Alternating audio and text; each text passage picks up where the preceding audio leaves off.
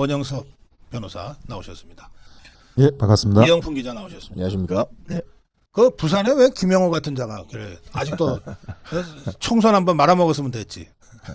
아니 저도 좀 도대체 부산 사람들 뭐 하는 거예요? 저가 좀 이해가 안 되는데 이분이 그 21대 총선의 공관위원장을 하시면서 그 총선의 대표의 절대적인 책임이 있으신 분이세요. 분은 무슨 분이야?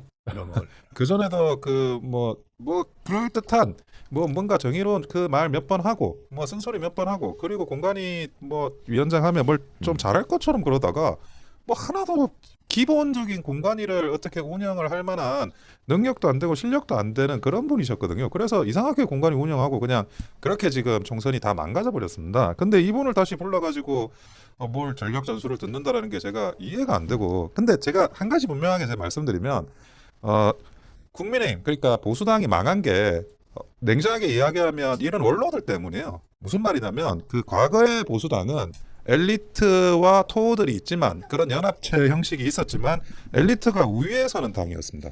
근데 지금은 완전히 토호 중심으로 개편되고 엘리트를 끌어들여와도 토호 밑에 있게 돼요. 그러다 보니 지금 보수당이 가지고 있는 체질이 매번 그 제대로 돌아가지도 않고 이상하게 되고 왜곡되고 그렇게 됐는데, 그런 것들을 만들어 나간 사람들이 기존의 원로 정치인들입니다. 이런 분들이에요.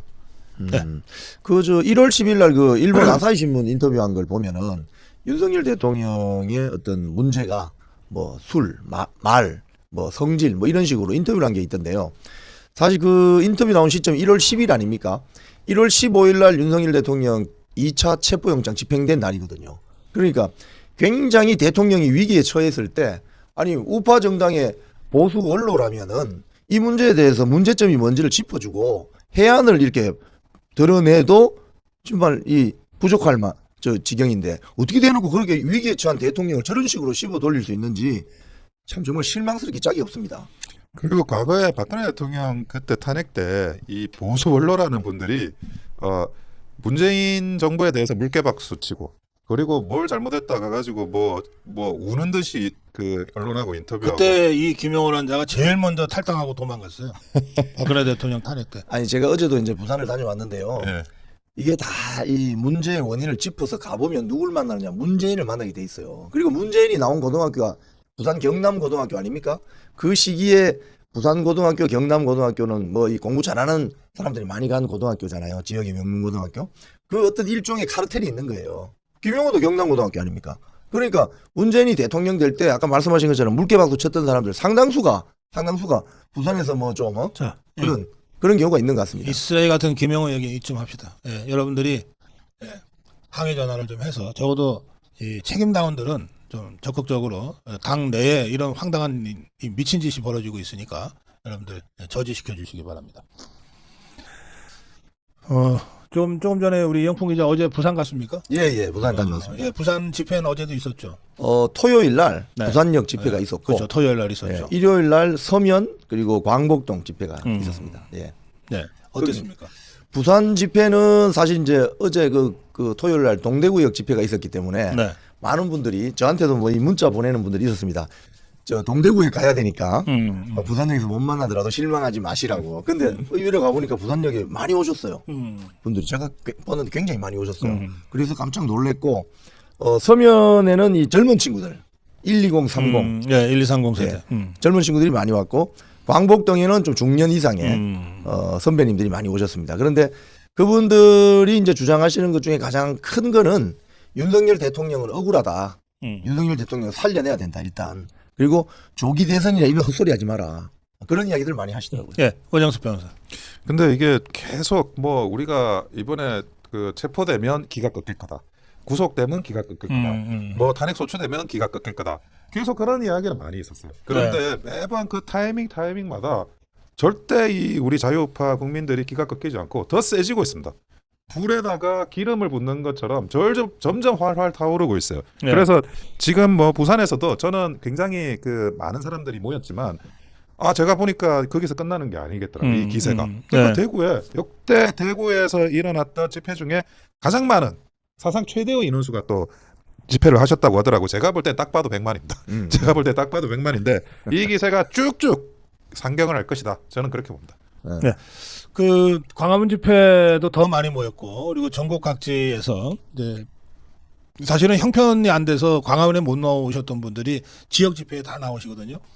그래서 전체적으로 이 탄핵 저지 집회에 나서는 자유파 국민들이 뭐 전체로 봐서 훨씬 더 많아졌습니다. 2배 이상 더 모이고 있는데 이렇게 되니까 이제 저 정복 주사파들이 완전히 이제 집단 패닉에 빠져가지고 뭔가 지구들도 뭔가를 해야 될 상황이 됐어요. 그래서 이재명이가 당원 동원령을 내렸습니다. 그리고는 또 당원이 개딸이지 뭐 지금 거기는 개딸이 당원이고 그런데 어쨌든 또 스텝이 이 재명인의 마을에다가 뭐 당원 동원령을 그 글을 올려놓고서는 이게 뭐 이재명이가 직접 한 게 아니니 키니 그러고들 있어요. 근데 어쨌든 뭐 개딸이든 뭐 더불어민주당이든 다 모였는데 10분의 1밖에 안 되는 거예요. 아니 저는 이거 보면서 아 그 이재명의 일극 체제가 다 허상이구나. 이 저는 집회가 안 모인 게 결국 이제 중국 대사관에서 정치 참여하지 말라. 그리고 민주노총에서 지금 움직이지 않고 결국 그 이재명의 일극 체제라는 것도 중국과 민주노총 그 위에 토대에서 쌓여져 있는 탑이 아니었을까 하는 그런 생각이 듭니다. 그게 이제 집회 현장에 가보면은 대통령 탄핵 반대하는 네. 분들은 국민의힘 당원은 몇 명 없어요. 사실은 없지. 예. 일반 그냥 순수한 시민들이 다 나온 겁니다. 또 젊은 친구들도 뭐 처음에 몰랐다가 이번 탄핵 사태가 길어지면서 이 본질을 간파한 야 이러다 나라 망하고 내 미래까지 저당 잡히겠다.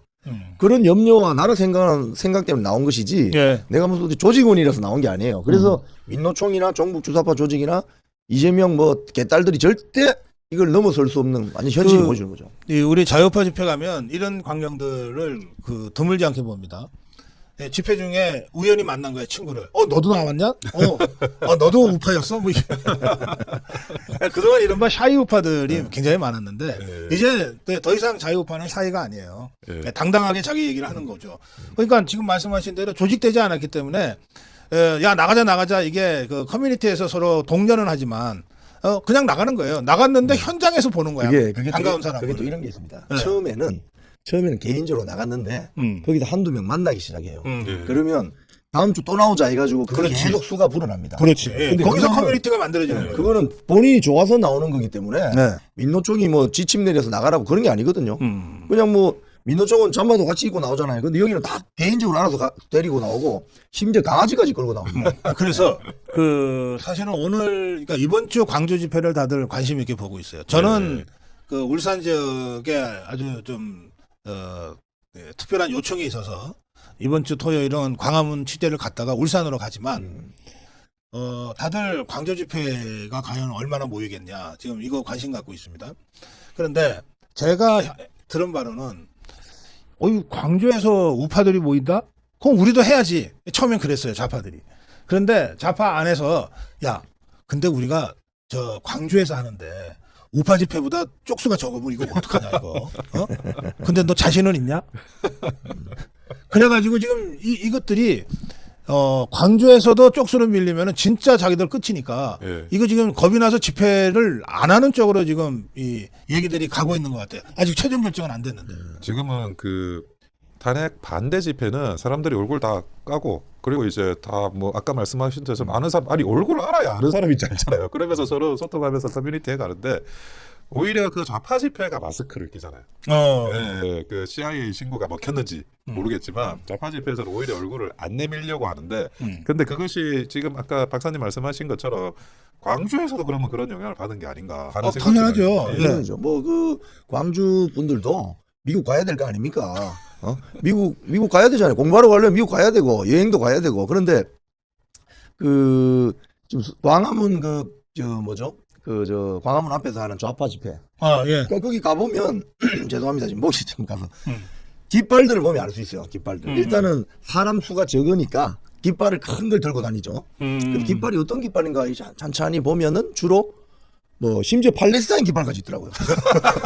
그건 왜 있는 거예요? 대한민국 대통령 탄핵 찬성하는데 왜 팔레스타인 깃발이 등장하냐 이거죠. 동성애자 그 성소수자 깃발도 등장하고 또 뭐 이 한문으로 쓰여져 있는 뭐 그게 뭐 제외 외국인들만 관련 그 깃발인 것 같기도 한데 네. 뭐 사회주의 뭐 정당 깃발도 나고 이래요. 그래가지고 사람이 뭐지겠냐면 광주 집회가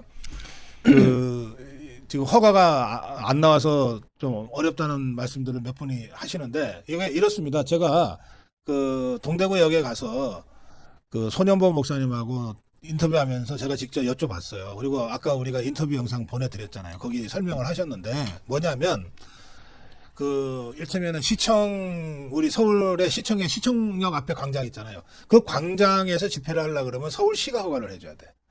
그러니까 그 금남로에 무슨 광장에서 하려고 하니까 관계자회가 허가를 안 하겠다, 안 내준다 이렇게 된 거예요. 그런데 길에서 하는 거 있잖아요. 우리가 광화문 집회하면 길에서 하잖아요. 예. 길에서 하는 것은 그 광주시청하고 관계가 없어요. 그래서 그 금남로 길에서 합니다. 예, 이번 주 그 광주 집회는 그러니까 강기정이는 지 광장은 안 돼 했으니까 아이고 우린 광장에서 안 해. 지 길에서 할 거야. 금남로에서 할 거야. 이제 이렇게 돼 있거든요. 그래서 금남로 집회는 그 예정대로 됩니다. 예, 그거는 허가를 받아놨다고 하니까요. 그래서 그 집회는 금남로 그 길에서 하고 근데 좀 몸이 피곤하거나 쉬우면 그냥 그 금남로 거기 광장이 있대요. 광장으로 그냥 집회 아니고 그냥 집회 개인이 아니고 가서 그냥 하는 건 개인이 아무 가서. 상관없어요. 예, 예, 동자 그러니까- 밖으로 각자 예, 그런 식으로 하시면 각자 되고 가시는 거라면 큰 문제 없죠. 저는 이 종북 주사파들이 전국에서 총동원하고 예. 뭐 중국 공산당도 김정은이의 저 조선노동당도 다 지원해가지고 광주에서 좌파 한번 모여봐라. 쪽수가 얼마나 되는지 한번 보자. 그런데 최소한 좌파들이 집회를 한다 그래도 그 CCP나 저 조선 그 노동당까지 다 지원하고 국내 간첩들 전부 다 달려들어도 우리 자유파의 광주 집회보다는 쪽수가 안 될 거다. 절반도 안 될 거다. 저거 확신합니다. 못 막을 겁니다. 네. 그렇게 화끈하게 광주에서 그냥 끝장을 내자. 승부를 내자. 저는 사실 그렇게 생각합니다. 요즘에는 또 그 방송하시는 분들이 그 일반인들도 중국인인지 아닌지 확인을 하더라고요.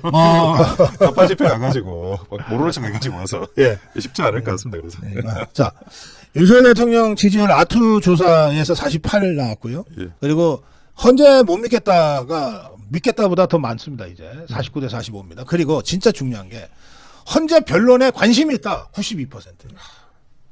근데 제가 이거를 가지고 뭐 좌파들은 뭐 보수표가 과표집이 됐다 이런 이야기를 많이 하는데 그런 거는 예를 들어 뭐 그 민주당에서 전당대회 한다.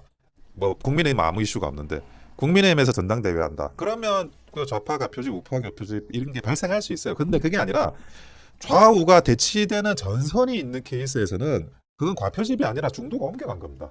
그러니까 지금 과거에 지금 그 계엄 직후에 발생했던 그런 어떤 여론조사 그리고 지금 추세 계속 우파 쪽으로 올라가고 있지 않습니까? 이거는 중도가 올라가고 이동하고 있고 이 추세는 저는 앞으로도 계속될 거라고 저는 생각합니다. 지금 말씀하신 것 중에 굉장히 중요한 포인트인데 지금 그동안 우리 뭐 우파 정당 플랫폼이라고 하는 국민의힘에서 중도 확장론을 많이 이야기해 왔잖아요. 근데 그게 참 대책 없는 소리, 헛소리예요, 사실은. 왜냐하면 중도가 확장되려면은 원래 본진이 튼튼해져야 되거든요. 근데 이번에 윤석열 대통령 탄핵 정국에서 본진이 결집하니까 자연스럽게 중도로 확장이 되는 겁니다. 근데 그동안 뭐 중도 확장해야 된다고 그런 헛구호만 하다가 뭐 집토끼, 들토끼 다 잃어버렸는데 이제는 집토끼가 있는 본진이 튼튼해지니까 자연스럽게 딸려오는 거죠. 딸려오는 것이고 지금 헌재 관련 그거는 관심이 높다고 하는 건 현장에 나보면 피부로 느낄 수 있는데 헌법재판관 이름하고 얘들의 성향을 다 알아요. 이미 국민들이. 심지어는 뭐 저도 뭐 그런 역할을 하지만은 심지어 무슨 고등학교 나왔는가 다 알아요. 그래서 헌재재판관 중에 부산에서 고등학교 나온 사람도 꽤 있습니다. 그래서 이 왜 이렇게 된 거냐. 그래서 제가 한마디 더 하죠. 오동훈이도 부산에서 나왔다. 예. 지금 댓글창에는요. 예. 창원에서 광주까지 2시간 반, 부산에서 광주까지 3시간 반, 막 이런 댓글들이 올라옵니다. 그러니까는 전국에서 광주로 가자. 예. 예. 광주에서 아예 끝장을 내버리자. 예. 예. 그런 그 각오들이 지금 이 댓글창에서도 지금 확인이 됩니다. 예. 저도 기대가 되네요. 네. 자, 이 헌재 말씀하셨는데 지금 5차 변론, 6차 변론을 통해서 내란죄 완전히 박살났죠. 그렇습니다. 이게 사실은 비상계엄 선포는 대통령의 통치행위지 않습니까? 요걸로 윤석열 대통령을 올가매려고 하니까 잘 안 될 것 같으니까 내란죄를 들고 나온 것이고 이 과정에서 결정적인 트리거 건 역할을 한 것이 이번에 보니까 홍장원, 그 다음에 박선원, 김병주 그리고 그 행동대원 역할을 한 뭐 곽종근 뭐 이렇게 연결되는 거 아니겠습니까? 그러니까 이 내란죄를 성립시키기 위해서 군대를 빼내려고 한 건데 국회의원을 빼내려고 한 거라고 거짓말 가짜뉴스 만들었잖아요. 네. 그리고 홍장원의 그 수첩 메모 또 보면 정치인 체포 명단. 그 근거가 있어요. 그 누가 쓴 건지 지금 불분명한 거 아니겠습니까? 이러니까 헌재에서 그 정영식 재판관 같은 경우 아주 꼬장꼬장하게 물고 늘어지잖아요. 그래서 그게 팩트가 박살이 나고 있다. 그리고 제 법조인의 관점으로 볼 때 네. 이렇게 홍장원이나 곽종건처럼 법원에서 행설수설하면 그 사람의 진술을 전부 안 믿습니다. 근데 보세요. 대통령한테 불리한 이야기를 그동안 해왔던 사람들만 횡설수설하고 있어요.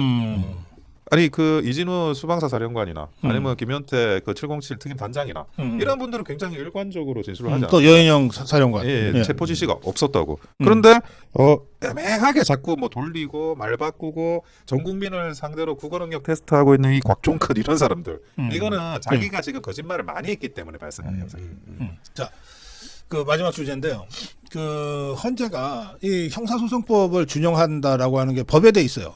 근데 이거를 제대로 안 하니까 문제 제기를 대통령 변호인단에서 계속 합니다. 그러니까 헌재가 뭐라 그랬냐면 그 전례에 따라서 하고 있다 이랬어요. 그 전례가 뭐냐면 박근혜 대통령 탄핵이에요.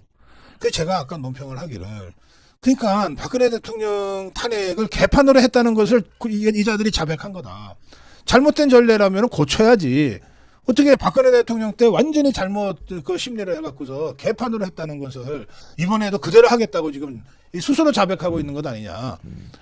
그리고 그 이분들이 지금 이야기하시는 게 박근혜 대통령 때의 자기들한테 유리한 전례는 채택하고 자기들한테 불리한 전례는 채택 안 하는데 그때 헌법소장이 그 SNS에 글 올렸습니까? 그리고 자기 뭐 남편이 뭐 어디 그 시민사회 활동하면서 박근혜 대통령 탄핵당해야 된다고 하는 거기에 뭐 섞여가지고 뭐 선택하고 그랬나요? 그러니까 자기한테 유리한 거, 자기한테 불리한 거 취사 선택하는 거예요. 이게 뭐가 공정한 겁니까? 전례를 이야기하는 것도 말할 자격이 없는 사람들이에요, 이 사람들. 사실 그 박근혜 대통령 탄핵 그 과정을 상세하게 기술한 그 최명성 변호사의 그 탄핵 인사이드 아웃이라는 책을 보면 거기에 보면 절차적으로 너무 허술했다는 거예요. 어떻게 대통령제를 채택하고 있는 대한민국에서 현직 대통령을 탄핵시키는데 이렇게 절차적으로 허술하게 할 수 있느냐. 그게 역사적인 기록으로 다 남아 있습니다. 근데 그걸 전례로 채택한다? 말도 안 되는 소리죠. 그래서 지금 하나하나 다 조목조목 따지고 훈시 규정으로 최장 6개월 동안 탄핵 심판할 수 있는 거 아닙니까?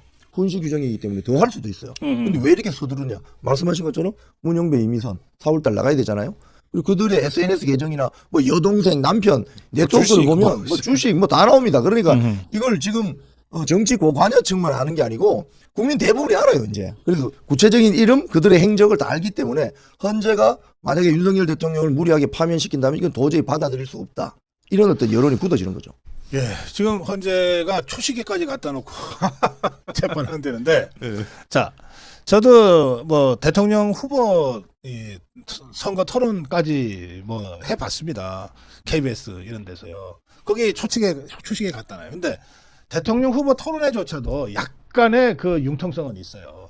대통령이 한참 후보가 얘기하는데 이제 한 2, 3초만 더 하면은 마무리를 할 수 있을 것 같아. 말 들어보면 알잖아요. 그럼 나도 그럴 때는 2, 3초 놔줘요. 예? 10초 됐습니다. 딱 하고 마이크 끄지 않는다고. 그러니까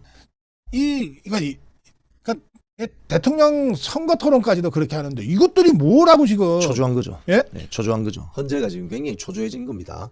지금 지난주죠. 그 문화일보 허민 기자 칼럼을 보면은 예. 8년 전에도 8명이었잖아요. 헌법재판관. 그때도 그 당시 저도 그런 어떤 소문을 들었어요. 아마 이 기각될 것이다. 다들 그렇게 봤죠. 5대3 정도로 기각될 것이다. 6명이 파면 찬성해야만 파면시킬 수 있는 거 아닙니까? 그런데 8대0으로 대통령이 파면됐잖아요. 그 왜 그러냐 이유를 보니 광화문 광장이 좌파들에게 촛불 집회 광장으로 점령이 돼버렸다. 여론전에서 밀렸다. 근데 이번에도 좀 유사하게 보이는데 광장을 지금 우파 국민들, 애국 국민들이 장악했다. 그렇기 때문에 여론전에서 절대 밀리면 안 된다. 이게 국민들이 다 알고 있는 겁니다. 그리고 이거 헌재 재판관들도 피부로 느끼니까 초조해진 거죠. 그래요. 예. 자, 마무리 한 말씀씩 듣겠습니다. 이영풍 기자. 네. 제가 주말에 부산 현장을 다녀왔는데요. 애국 국민들이 주장하시는 건 딱 하나입니다. 윤석열 대통령 억울하다. 살려내라. 이 소리입니다. 그리고 국민의힘 국회의원들도 이제 눈치 보지 말고 힘을 합쳐라. 그래서 애국 국민들이 이제 주말마다 시간이나 여유가 되시는 분들은 서울로 오시고 또 다른 뭐 광주도 가고 또 그렇지 않은 분들은 자기가 살고 계시는 동네 인근에 집회장에 가시면 됩니다. 그래서 그런 분들의 애국심을 보니까 이번 사태는 여론전에서는 절대 밀리지 않겠다. 네. 이 불이 끄지지 않고 계속 가길 바랍니다. 예, 원영수 변호사. 저는 뭐 김영우 전 의장이 조금 더 그러세요. 예, 제가 그 당시에 이제 공천 업무를 진행하면서 물론 공관위에 들어가지 못하고 저도 낙천했었는데 21대 때 그 김영호 공관위원장이 이끄는 그 공관위는 해서는 안 될 것만 하는 전혀 공관위 업무에 대해서 무지한 공관위였습니다. 그래서 사실은 그 21대가 망한 거예요. 그런데 네. 김영호 전 의장이 무슨 말을 하든 그 말을 반대로 하면 된다. 저는 그 말씀을 꼭 드리고 싶습니다. 반대로만 하면 되는 자의 네. 말이다. 알겠습니다. 자, 이제 오늘 월요일 아침 정규 생방송은 여기서 마무리하겠습니다. 고맙습니다. 감사합니다.